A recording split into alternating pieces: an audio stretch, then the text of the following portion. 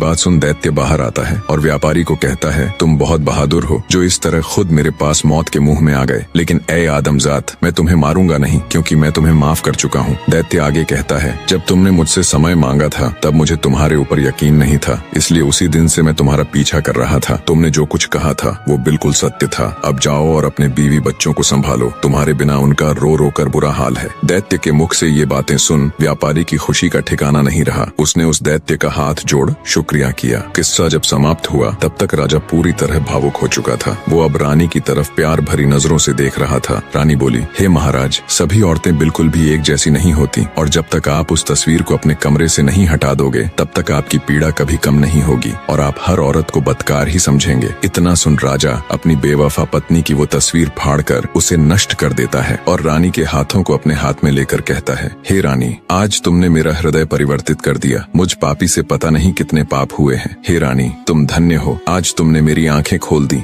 रानी बोली, हे महाराज, आप मुझे मारना चाहे तो बेशक मार दे, लेकिन मेरी एक शर्त है कि आप मुझे सिपाहियों के हाथों से नहीं बल्कि खुद अपने हाथों से मारे। मुझे यह बिल्कुल भी गवारा नहीं कि मुझे कोई सिपाही हाथ लगाए। आपके हाथों से मरूंगी तो मेरी रूह को सुकून मिलेगा। राजा बोला, नहीं मेरी रानी, मैं तुम्हें कुछ नहीं करूंगा। मेरा खोखला भ्रम तोड़कर एक जिल्लत भरी जिंदगी से बाहर निकालने वाली देवी हो तुम। हे मेरी प्रिय, मैं हमेशा तुम्हें अपनी पलकों पर बिठा कर रखूंगा। जो और जितना पाप मैंने किया है शायद उसके लिए वो ऊपर वाला मुझे कदापि माफ न करे, पर बची हुई जिंदगी में मैं सिर्फ खुशियां बांटना चाहता हूँ अपनी प्रजा और तुम्हारे साथ। उधर जब जादूगर को ये बात पता चली कि उसकी बेटी बिल्कुल सही सलामत ही नहीं बल्कि राजा की आंख खोलने वाली उसकी चहेती रानी बन गई है और राजा अब एक नेक इंसान बन गया है, तो उसकी भी खुशी का कोई ठिकाना नहीं रहा। राजा विकराल सिंह रानी सुदक्षिणा के साथ एक हंसी खुशी जीवन व्यतीत करता है। निष्कर्ष, व्यापारी ने अपनी गलती की सजा स्वीकार की,